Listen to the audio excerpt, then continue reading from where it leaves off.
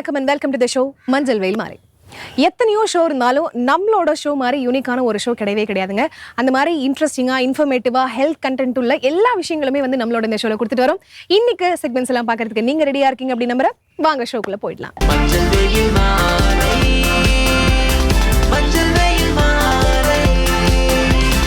நம்ம ஷோட first segment யோகாசனம்.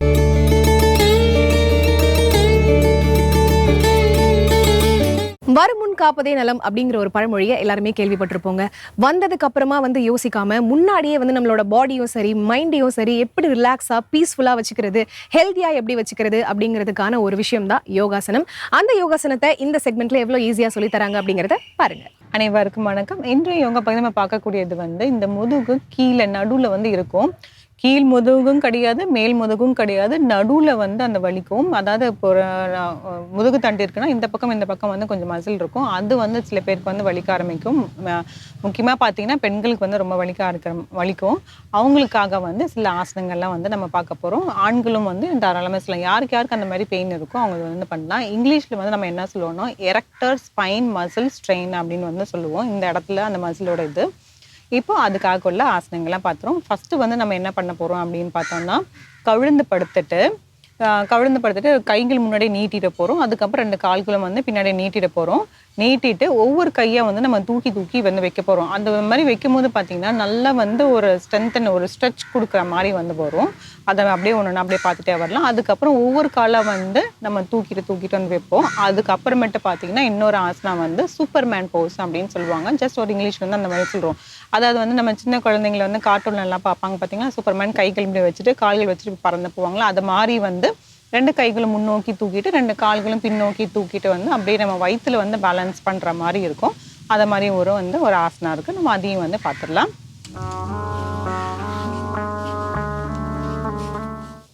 இப்போ அப்படியே வந்து கவிழ்ந்து படுத்துக்கலாம்.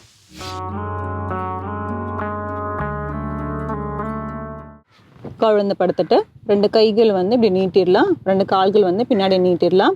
இப்போ வந்து நம்ம என்ன பண்ண போகிறோம்னா ஒரு கையை வந்து மேலே தூக்கிட்டு கீழே வைக்க போகிறோம்.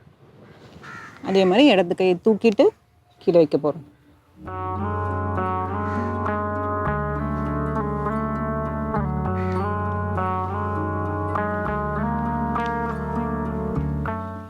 இப்படி பண்ணும்போது நல்லா கால்கள் வந்து பின்னாடி வந்து நல்லா நேராக வைக்கணும். நேராக வச்சாதான் கைகளும் நல்லா நீட்டி நேராக வைக்கணும், கால்களும் பின்னாடி நீட்டி நேராக வைக்கணும். அப்போ தான் வந்து உங்களோட முதுகு தண்டு நல்லா நீட்டமாக வந்து அப்படியே இருக்கும். இப்போ அடுத்தது வந்து பார்த்திங்கன்னா காலை மட்டும் தூக்கிட்டு வைக்க போகிறோம். முட்டி மடங்காமல் கொஞ்சம் ஓரளவுக்கு மட்டும் இப்படி தூக்கிட்டு கீழே வைக்க போகிறோம். அதே மாதிரி இடது கால் தூக்கிட்டு இப்படி கீழே வைக்க போகிறோம். வலது கால், இடது.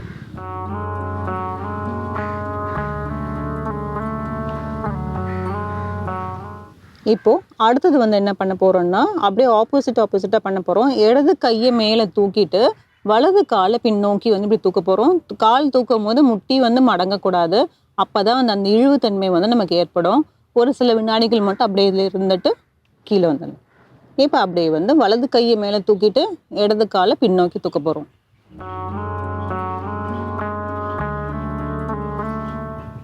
இது மாதிரியும் வந்து ஒரு 5 முறை வந்து அந்த மாதிரி செஞ்சுக்கலாம்.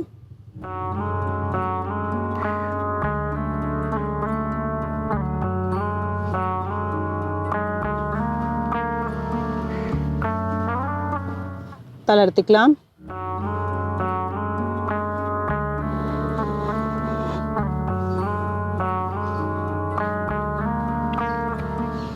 இப்போ அடுத்தது வந்து இந்த சூப்பர்மேன் போஸ்ன்னு சொல்லக்கூடியது. வயிற்றுல வந்து நல்லா அழுத்திட்டு 2 கையும் மேலே தூக்கிடணும், 2 காலும் வந்து பின்னோக்கி இப்படி தூக்கிடணும். இருக்கலாம். 1 2 3 4 5 6 7 8 9 10.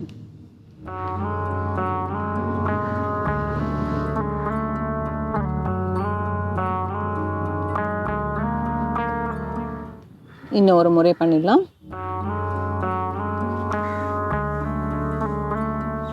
4 5 6 7 8 9 10.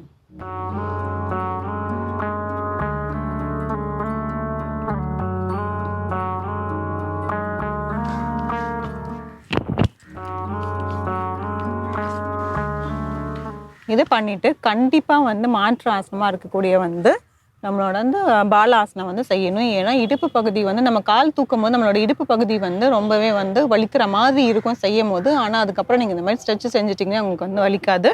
இப்போ அப்படியே பாலாசனம் வந்து செஞ்சிடும்.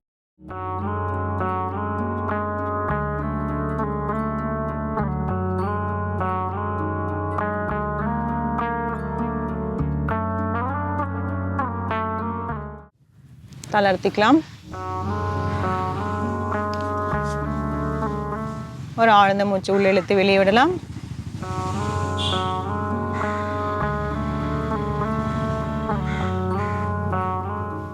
இந்த மாதிரி சுலபமான ஆசனங்கள் இல்லை பயிற்சிகளை வந்து நம்ம செஞ்சுட்டு நம்மளோட வலிகள்லேருந்து உடல் வலியிலேருந்து எந்த வலியாக இருந்தாலும் சரி, கழுத்து வலி, முதுகு வலி, எந்த வலியாக இருந்தாலுமே வந்து இந்த மாதிரி ஆசனங்கள் பயிற்சி எல்லாம் செஞ்சிட்டோம்னா நமக்கு ரெகுலராக செஞ்சுட்டு வரும்போது வந்து இதுலேருந்து வந்து நம்ம நல்லா விடுபடலாம். ஆசனங்களை முயற்சி பண்ணி பாருங்கள். மீண்டும் அடுத்த பகுதியில் சந்திக்கலாம்.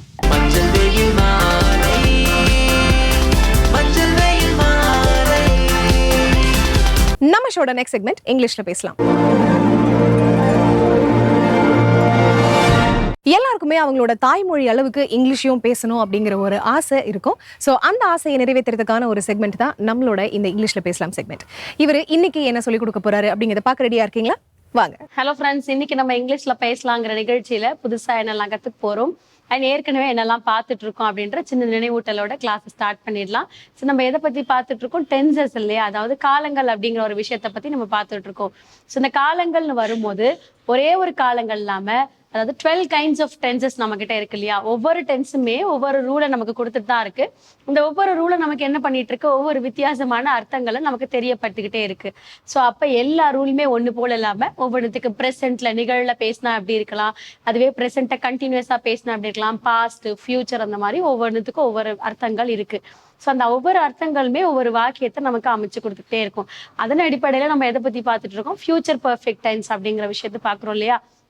அதாவது ஃபியூச்சர்ல பேசக்கூடிய நடந்திருக்கும், நடந்திருப்பார்கள் அப்படிங்கிற ஒரு விஷயத்த பேசுறதுக்கு எப்படி பர்ஃபெக்டா பேசலாம், அதையும் பாசிட்டிவா எப்படி பேசலாம் அப்படிங்கிறதா. இதுல நெகட்டிவ்ஸ் இருக்கு, இன்ட்ரோகேட்டிவ் குவெஸ்டினரியாவும் இருக்கு. பட் நம்ம எக்ஸ்க்ளூசிவா எதை பத்தி பாக்குறோம்? Positive sentences. Okay fine. So நம்ம டென்ஸ் பார்த்தாச்சு, டென்ஸ்னுடைய ரூல் சொல்லியாச்சு, பாசிட்டிவ்னு சொல்லியாச்சு. ஸோ இப்போ இதெல்லாம் அமைக்கிறதுக்கு நமக்கு என்ன வேணும்? இந்த வாக்கியத்தை அமைக்கிறதுக்கு இந்த பக்கம் சப்ஜெக்டும் அந்த பக்கம் வந்து அந்த சென்டென்ஸை ஃபுல்ஃபில் பண்றதுக்கான நிறைவடைகிறதுக்கான சென்டென்சஸும் நமக்கு வேணும் இல்லையா. ஸோ அப்படி இருக்கும்போது இந்த வாக்கியம் வந்து கொஞ்சம் அழகா ப்ராப்பரா நமக்கு உட்காரும், செட்டில் ஆகும். ஸோ அதே மாதிரி ஒரு ஆக்ஷன் வார்த்தை எடுக்கிறீங்கன்னா அந்த ஆக்ஷன் வார்த்தைக்கு தமிழ் ஆக்கங்களையும் புரிஞ்சுக்கோங்க. அப்படின்னும் போது உங்களுக்கு எழுதுறதுக்கோ பேசுறதுக்கோ சிரமப்படாம ஈஸியா இருக்கும். ஸோ அப்படி இருக்கும்போது இன்னைக்கான டென்ஸ் என்ன, இன்னைக்கான சென்டென்ஸ் என்ன, அந்த சென்டென்ஸ் எழுதுறதுக்கு நம்ம என்ன வெர்ப் ஃபார்ம் யூஸ் பண்ண போறோம் அப்படிங்கிறதையும் பார்க்கலாம் வாங்க. ஸோ இன்னைக்கான டென்ஸ் வந்து ஃபியூச்சர் பர்ஃபெக்ட் டென்ஸ்.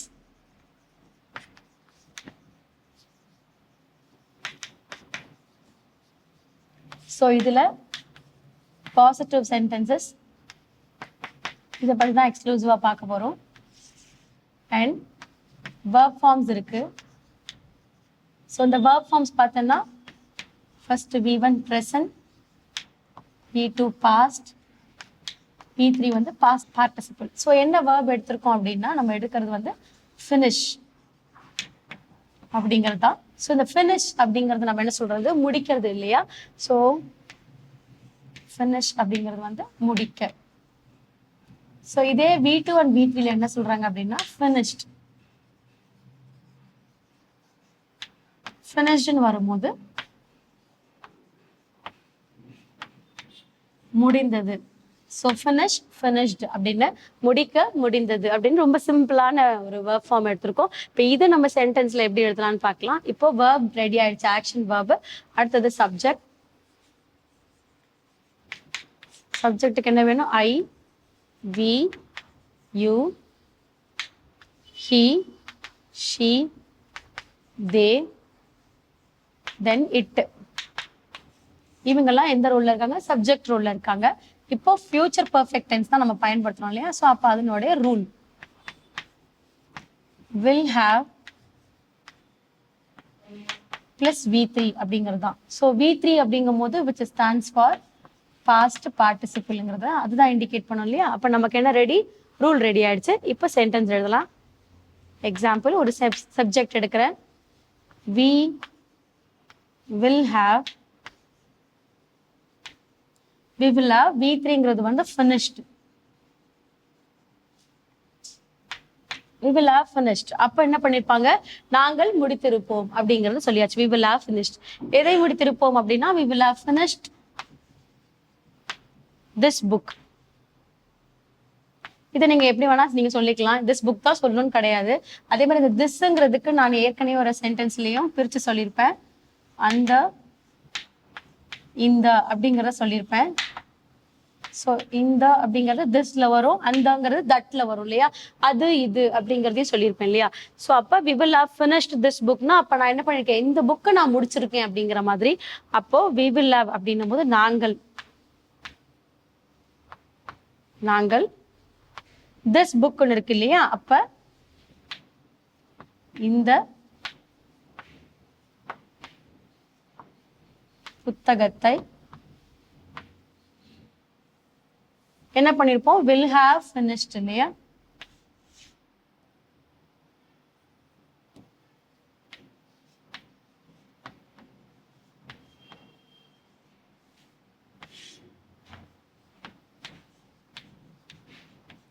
ஸோ முடித்திருப்போம் அப்படிங்கிறது தான். இங்க ஏன் முடித்திருப்போம்னு சொல்றோம், இங்க நாங்கள் அப்படின்னு இருக்கிறதுனால 2 பேர் ஆக்ஷன் நடக்குது. ஸோ 2 பேர் அந்த வேலையை செய்யறாங்க. என்ன செய்யறாங்க, அந்த புக்கை வந்து முடிச்சிருப்பாங்க. எதிர் அந்த புக்கை படிச்சு முடிச்சிருக்கலாம், இல்லை எழுதியிருக்கலாம், இல்லைன்னா ஸ்கிரிப்ட் ரைட் பண்ணிருக்கலாம், எனிதிங். ஸோ அப்ப அதை வந்து என்ன பண்றாங்க, ஜென்ரலா சொல்றாங்க we will have finished this book. இந்த புக்கை முடிச்சிருப்போம் நாங்க அப்படிங்கிறது தான். ஸோ அப்ப நாங்கள் அப்படிங்கிறது வந்து we அப்படிங்கிற இடத்துல நாங்கள் அப்படின்னு will have finished வரும்போது தான் எங்க வராங்க, இந்த இடத்துல வராங்க. அப்ப இவங்க 3வது இடத்துல, this புக்ன்றது 2வது இடத்துல இருக்கு. ஆனா இங்க வரும்போது லாஸ்ட்ல தான் this புக் இருக்கு. ஸோ அப்ப நமக்கு எது மாறி இருக்கு, இந்த இடத்துல we நாங்கள் வந்திருக்கு, this புக்குங்கிறது செகண்டா வந்திருக்கு. தேர்டா வரும்போது will have finished முடித்திருப்போம் அப்படின்னு வந்திருக்கு இல்லையா. ஸோ ரொம்ப சிம்பிளானது தான். ஸோ இந்த சிம்பிளான சென்டென்ஸ் இன்னும் நீங்க மேக் ஓவர் பண்ணலாம். ஸோ எப்படி மேக் ஓவர் பண்ணலாம்னா we will have finished the competitions சொல்லலாம், இல்லை we will have finished the test சொல்லலாம், we will have finished the song, அதாவது நீங்க என்ன சொல்றது ரைட்டிங் ஒர்க் அப்படிங்கறது சொல்லலாம். ஸோ அந்த மாதிரி நீங்க என்ன பண்ணலாம், கண்டினியூஸா கொண்டு போய்கிட்டு இருக்கலாம். ஸோ அந்த கண்டினியூட்டிங்கிறது எங்க வரும்னா ஆஃப்டர் ஃபினிஷ்ட்ல தான், இந்த இடத்துல இருந்து தான் வரும் நமக்கு. இந்த இடத்த நீங்க என்ன ஃபில் பண்றீங்களோ ஃபில் பண்ணிக்கலாம். இல்ல மேம் எனக்கு வந்து வேண்டாம், நான் ஃபர்ஸ்ட் என்ன பண்றேன், சப்ஜெக்ட் ரூல் வேர்ப் மட்டும் அப்ளை பண்றேன், ஏன்னா அந்த சென்டென்ஸ் எனக்கு ஃபர்ஸ்ட் கிளியரா தெரியணும் அப்படிங்கிறதுக்காக போது நீங்க ஈஸியான சென்டென்சஸா we will have finished, I will have finished, they will have finished அப்படின்னு சொல்லலாம். they will have finished eating and he will have finished writing, she will have finished singing. So அந்த மாதிரி கூட நீங்க என்ன பண்ணிக்கலாம், ஆக்ஷனா சொல்லிக்கலாம். மேம் சிங்குங்கிறது ஆக்ஷன் வார்த்தை, அதாவது வேர்ப் ஃபார்ம் இல்லையா. அப்ப அது வேர்ப் ஃபார்மா வரல, நான் சொல்ல சிங்கிங் அதாவது பாடுறது அப்படிங்கிறதா, நீங்க அது ஆக்ஷன் பெர்ஃபார்மன்ஸா நீங்க சொல்லிக்கலாம். ஸோ அந்த மாதிரி நீங்க என்ன பண்ணிக்கலாம்னா அடுத்தடுத்து கன்சிக்யூட்டிவான கோர்வையான வார்த்தைகளை நம்ம பயன்படுத்திக்கலாம் அப்படிங்கிறதா. ஸோ அதுக்கப்புறம் பாத்தீங்கன்னா இந்த திஸ்ங்கிறது மட்டும்தான் பயன்படுத்தணுமானா கிடையாது, நீங்க அதை மாத்திக்கலாம். திஸ்ங்கிறத வந்து என்ன பண்ணிக்கலாம், தட்ங்கிறத கொடுத்துக்கலாம், இல்ல வேற ஏதாவது நீங்க வந்து இண்டிகேட் பண்ணிக்கலாம். இந்த புக் அப்படிங்கிறதுக்கு பதிலா அந்த புக்கோட நேமே நீங்க கொடுத்துக்கலாம். we will have finished the book of secret அப்படிங்கிறது. அப்ப the book of secretன்னு ஏன் சொல்றேன்னா, இந்த புக்கினுடைய பெயர் சீக்ரெட் இல்லையா. சோ அந்த சீக்ரெட்ங்கிறது புக்குன்றதை நான் குறிக்கிறேன். ஸோ அதனால த புக் ஆஃப் சீக்ரெட் அப்படிங்கிறது சொன்னேன். ஏன்னா இப்போ we will have finished the secretன்னு சொன்னா, சீக்ரெட்ன்ற வந்து நம்மளை பொறுத்த வரைக்கும் அது ஒரு ரகசியம்ன்றது தான் அர்த்தம் இல்லையா. ஸோ அப்போ ரகசியத்தை முடிச்சிருப்போம் அப்படிங்கிற மாதிரி ஆயிடும். ஸோ ரகசியத்தை முடிச்சிருக்க மாட்டோம், ஸோ அந்த புக்கோட ரகசியத்தை முடிச்சிருக்கோம், த புக் ஆஃப் சீக்ரெட் அப்படிங்கிறத சொல்றோம். ஓகேங்களா. ஸோ அதுதான். ஸோ இப்போ இன்னைக்கான வேர்ப் ஃபார்ம் வச்சுட்டு இந்த ரூலை வச்சுட்டு ஸோ ஒரு 5 to 10 சென்டென்சஸ் மேக் பண்ணுங்க. அடுத்த கிளாஸ்ல அடுத்த இன்ட்ரெஸ்டிங்கான சென்டென்ஸோட உங்களை மீட் பண்றேன். தேங்க்யூ.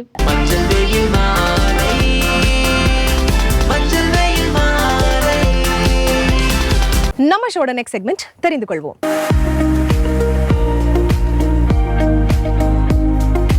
நம்மளோட இந்த தெரிந்து கொள்வோம் செக்மெண்ட்ல ஒவ்வொரு நாளும் டிஃபரெண்டான நிறைய விஷயங்கள் பார்த்துட்டு வரோம். இன்னைக்கு இவர் என்ன சொல்ல போறாரு அப்படிங்கறத பார்க்க ரெடியா இருக்கீங்களா? வாங்க பார்க்கலாம். வசந்த் டிவி ரசிகர்களுக்கு வணக்கம். இன்னைக்கும் நம்மளுடைய தெரிந்து கொள்வோம் நிகழ்ச்சியில தெரியாத பல விஷயங்களை தெரிஞ்சுக்கிட்டு இருக்கோம். இப்போ புதுசா ஒரு வைரஸ் ஸ்ப்ரெட் ஆகிட்டு இருக்கு, எல்லாரும் ஜாக்கிரதையா இருக்க அப்படின்ற மாதிரி சொல்றாங்க. இன்னும் கிடையாது, உகாண்டா இருக்கு இல்லையா, அங்க ஒரு வைரஸ் ஸ்ப்ரெட் ஆயிட்டு இருக்குங்க. இதுக்கு பேரு டான்சிங் வைரஸ் அப்படின்னு சொல்றாங்க. அங்க இருக்கக்கூடிய பீப்புள்லாம் இதுக்கு டிங்கா வைரஸ் அப்படி வேற பேர் வச்சிருக்காங்க. சிரிப்பா தான் இருக்கும், பட் சீரியஸான விஷயம். இந்த வைரஸால யார் தாக்கப்படுறாங்களோ அவங்க நிக்காம ஆடிட்டே இருக்காங்களாம். அவங்களுக்கு டான்ஸே தெரியலனாலும் இந்த வைரஸ் அவங்கள டான்சர் ஆக்குது அப்படின்ற மாதிரி சொல்லியிருக்காங்க. ரீசெண்டா ஒரு விமன் அதுல அட்டாக் ஆகி அவங்களுடைய வீடியோ செம வைரலா போயிட்டு இருந்துச்சு. ஸோ இதுக்கு பேர் டான்சிங் வைரஸ் அப்படின்னு சொல்றாங்க. அது பெரும்பாலும் அங்கிருந்தெல்லாம் ஸ்ப்ரெட் ஆகி வராது.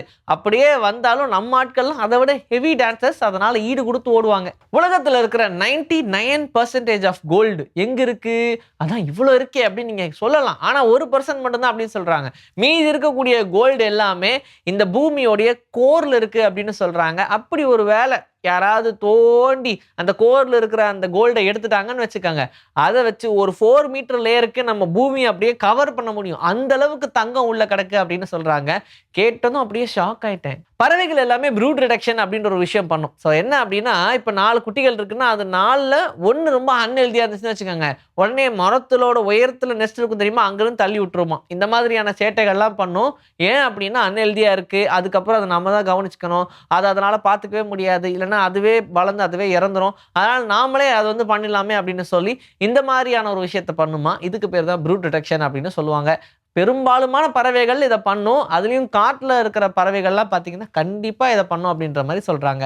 இருக்கிறதுலயே ரொம்ப கொடுமையான நோய் அப்படின்னு சொல்றது HIV தான். பட் இப்போ அதுக்கு நிறைய விழிப்புணர்வுகள் வந்துருச்சு. ஆனா ஆரம்பத்துல எல்லாரும் அதை கண்டு பயந்துகிட்டே இருந்தாங்க. இப்போ கவர்மெண்ட்லாம் இனிஷியேட் எடுத்து கொஞ்சம் கொஞ்சமா நிறைய விஷயங்களை மாத்திக்கிட்டே இருக்காங்க. ஸோ இப்படி இருக்கும்போது உலகத்துல இருக்கிற HIV-யால பாதிக்கப்பட்ட 5 பேரை கியூர் பண்ணியிருக்காங்க. அதுவும் போன் மேரோ அப்படின்ற ட்ரீட்மெண்ட் மூலியமா. ஸோ ஆல்ரெடி இதுக்கான நிறைய ஸ்டடிஸ் போயிட்டு இருந்து ஒரு வழியா அது சக்சஸ் கொடுத்துச்சு. ஆனா இதனால ட்ரை பண்ண எல்லாருக்கு மேல சக்சஸ் ஆகல. சக்சஸ் ஆனது அந்த 5 பேருக்கு தான். பட் தொடர்ச்சியா இந்த HIV வைரஸ்க்காக என்னென்ன விஷயங்கள்லாம் பண்ண முடியும் அப்படின்னு சொல்லி இனிஷியேட் எடுத்துக்கிட்டே இருக்காங்க. பிசிக்கலி எமோஷனலி ஏதாவது ஒரு ஸ்ட்ரெஸ்ஃபுல்லான ஈவெண்ட் நடந்துருச்சுன்னு வச்சுக்கோங்க, பட்டுன்னு உங்க மனசுல இருக்கக்கூடிய ஒரே ஒரு மசில் மட்டும் செம வீக் ஆயிடும் அப்படின்னு சொல்றாங்க. இதுக்கு பேர் புரோக்கன் ஹார்ட் சிண்ட்ரோம். அதாவது நிஜமாவே ஹார்ட் பிரேக்கிங்கான செய்தியை சொல்லாதப்பா அப்படின்னு சொல்லுவாங்களே, அப்படி ஒரு வேளை அந்த மாதிரியான செய்தியை கேட்டா கண்டிப்பா இது வரும்னு சொல்றாங்க. இது அதிகமா யாருக்கு வரும் அப்படின்னு கேட்டா, லவ் பண்ணி பிரேக்கப் ஆகுறாங்க இல்லையா, அவங்களுக்கு இது வரும். உண்மையா லவ் பண்ணியிருந்தாங்கன்னா, உருகி லவ் பண்ணியிருந்தாங்கன்னா கடைசியில் அவங்களுக்கு இது வரதுக்கு சான்சஸ் இருக்கு. பட் இதனால மட்டும் கிடையாது. நம்ம முன்னாடியே சொன்ன மாதிரி பிசிக்கலி எமோஷனலி ஏதாவது ஒரு ஈவெண்ட் நடக்குது அப்படின்னும் போது அது அவங்க மனசு அதிகமாக பாதிச்சுது அப்படின்னா இந்த புரோக்கன் ஹார்ட் சிண்ட்ரோம் நடக்கிறதுக்கு சான்சஸ் இருக்குன்னு சொல்றாங்க. இன்னைக்கு நம்மளுடைய தெரிந்து கொள்வோம் நிகழ்ச்சியிலையும் தெரியாத பல விஷயங்களை தெரிஞ்சுக்கிட்டோம். இதே மாதிரி சூப்பரான கண்டென்ட்டோட உங்களை நான் வந்து சந்திக்கிறேன். Until then, this is bye from Vijayashree. Take care. Finally நம்ம ஷோட எண்டுக்கு வந்தாச்சு. இன்னைக்கு நம்மளோட ஷோல பார்த்த எல்லா செக்மெண்ட்ஸுமே உங்களுக்கு ரொம்ப பிடிச்சிருக்கும் அப்படின்னு நினைக்கிறேன். இதே மாதிரி ஒரு சூப்பரான எபிசோட மீண்டும் சந்திப்போம். Until then, it's bye from Farita and Manjal Veil Mali team.